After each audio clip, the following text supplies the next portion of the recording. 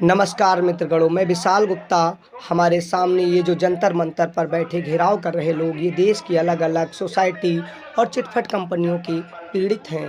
देश में अलग अलग 3 लाख चिटफंड कंपनियों के ठगे गए लाखों लोग यहाँ पर जंतर मंतर पर घेराव कर रहे हैं। पहले ये घेराव रामलीला मैदान में होना था, लेकिन वहाँ पानी भर जाने की वजह से जंतर मंतर पर ये लोग आंदोलित हैं। अपनी मांग और अपनी डूबी हुई राशि को पाने के लिए लगातार आंदोलन कर रहे हैं।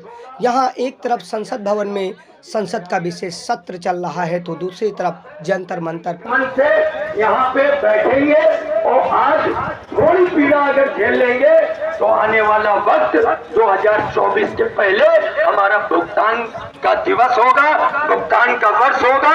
मैं सभी लोगों से वादा करता हूँ और आशा और विश्वास दिलाता हूँ कि आज की ये जो भीड़ है, जो ये संख्या बल है, ये मुझको 2018 25 नवंबर की याद दिलाती है। संसद भवन के सामने यानी कुछ ही दूरी पर जंतर मंतर पर राजधानी में हो रहे इस आंदोलन पर केंद्र सरकार से लेकर हर संगठन की नज़र है। इंटेलिजेंस ब्यूरो भी लगातार यहाँ निगरानी कर रहे हैं। सुरक्षा की दृष्टि से जवान तैनात, बैरिकेडिंग लगाकर लगातार रोकने की तैयारी है। अगर संसद की ओर घेराव जाता है तो रोक लिया जाए। ये लोग आंदोलित क्यों हैं, इस मुद्दे को आप समझ सकते हैं। मंच पर सैकड़ों लोगों के वक्तव्य हुए हैं, जिसमें PSL आदर्श क्रेडिट कोऑपरेटिव घोटाला से लेकर टोबो इंडिया रिटेल मार्केटिंग और सहारा CRC विवाद, जिसमें सहारा के निवेशकों की संख्या और सहारा के निवेशक जो परेशान हैं 10-10 हज़ार वाले मामले को लेकर मंच से साफ तौर पर जो बताया गया, वो आगे हम यहाँ के नेताओं की बातें ही सुनाएंगे। लोगों ने अलग अलग वक्तव्य दिया है और लगातार लोग सरकार से मांग कर रहे हैं कि सरकार एक मुश्त या फिर अलग अलग किस्तों में सभी का भुगतान संपूर्ण ब्याज समेत सुनिश्चित करे। सरकार चुनावी लॉलीपॉप देकर बहलाने की कोशिश ना करे।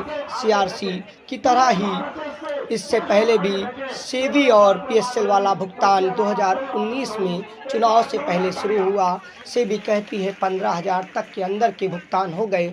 यहाँ बहुत से ऐसे लोग हैं। सेबी ने आपको रिफंड किया?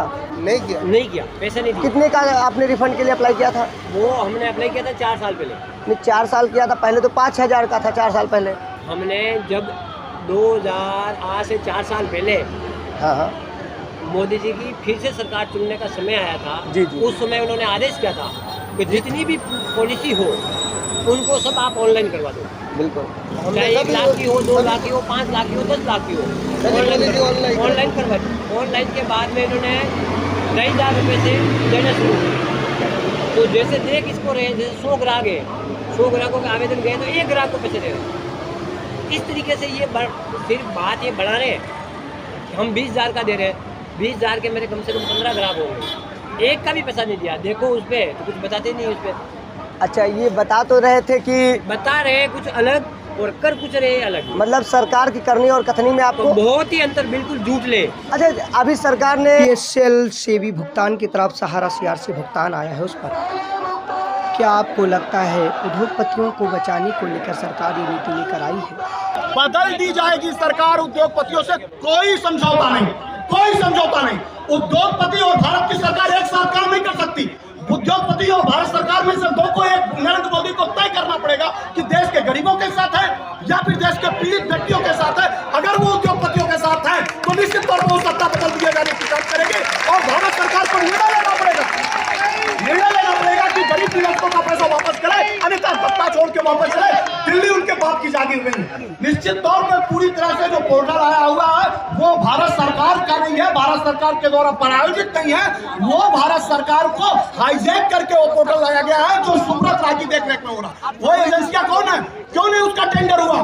कौन से ऐसे लोग हैं जो बिना टेंडर के केंद्रीय रजिस्ट्रार कार्यालय में एजेंसियों को देकर उस पर लोगों को 10,000 रुपए के बदले में सारे बांड ले रहे हैं? निश्चित तौर पर वो सुब्रत राय और सारा प्रबंधन तक और सरकार उससे मिली हुई है और सरकार उनको खुली छूट दे रही है कि देश के गरीब निवेशक तिल तिल के मरे और तुम देश विदेश में ऐश करते रहो। मेरे सोनिया अपने बच्चों के साथ ऐश करते चले जाओ। ये पूरी साजिश भारत सरकार की है। इसके 13 लाख जो सहारा के पीड़ित कार्यकर्ता थे, जिन्होंने अपनी पाई को जोड़ करके सुब्रत राय को अर्श से लेके फर्श पे पहुंचाया, देश में एक बड़ा नाम दुनिया में किया। आज वही पीड़ित जमा करता कार्यकर्ता तिल तिल के मर रहा है। 3000 से ज्यादा लोगों ने अपनी जानें दे दी हैं। जिम्मेदार कौन है? भारत की सरकार। पता है, संवैधानिक व्यवस्था में एक मुकदमा 151 का दर्ज हो जाता है, पुलिस उठा के लेके चली जाती है। और सुन लो मोदी, 4 राज्य के चुनाव के लिए जो तुमने एजेंडा पाल के रखा है, देश के निवेशकों के साथ धोखा किया है, कार्यकर्ताओं के साथ धोखा किया है, तुमको आने वाले दिन में ये चारों चुनाव तुम्हारी झोली में हार के माले के रूप में पलाएंगे। और तुम चुनाव से पहले ही 24 के पहले 23 में इन 4 राज्यों को गिफ्ट देंगे, अपने तमाम विरोधी संगठनों को, विरोधी के लोगों को। और हमारे समाज के लोग, जो भी हमारे पीड़ित लोग हैं, वो अपने आप बूथों पर जाके भारतीय जनता पार्टी का विरोध करने का काम करें। लोकसभा चुनाव पर अभय देव शुक्ला के बयान। बाकी आंदोलन के नेताओं ने उसके बाद लोगों से आग्रह किया और अलग अलग वक्तव्य रखे। इनमें लगातार रणनीतियों पर चर्चा की गई कि किस तरीके से लोगों का भुगतान मिलेगा। उन्हीं रणनीतियों के बीच संसद भवन के घेराव की रणनीति के अतिरिक्त अन्य बहुत सी रणनीतियों पर चर्चा हुई। बीच में मध्यांतर भोजन की भी बात हुई। उस चर्चा में मदन आजाद अभी तो प्रधानमंत्री का पार्लियामेंट का घेराव किया जाएगा, किसी को जाना नहीं है, डरना नहीं है बिल्कुल भी किसी को भी।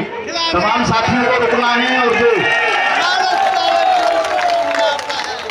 और जो साथी जंतर मंतर में मौजूद एक कंपनी के पीड़ित नहीं हैं, इनमें सैकड़ों कंपनियां शामिल हैं और 3 लाख कंपनियों का मुद्दा उठाया गया है। सबसे अधिक संख्या में जो पीड़ित हैं वो PSL या सहारा के हैं। सहारा मामले में CRC ने गृह मंत्री अमित शाह ने आश्वासन दिया था कि सभी का पूर्ण भुगतान होगा, लेकिन सहारा CRC पोर्टल में केवल अभी 10,000 रुपये मिलने का जिक्र है। सभी भुगतान के लिए एक साथ भरा जाएगा, लेकिन आगे कब ब्याज समेत भुगतान मिलेगा, क्या होगा, ये पूरी जानकारी अभी भी अधूरी है। कई RTI के बावजूद केवल भ्रमित करने वाली अधूरी जानकारी दी गई है। खैर, पूरी जानकारी का इंतजार है। जो अपडेट नहीं होंगे फिर से अपडेट करेंगे। जय हिंद।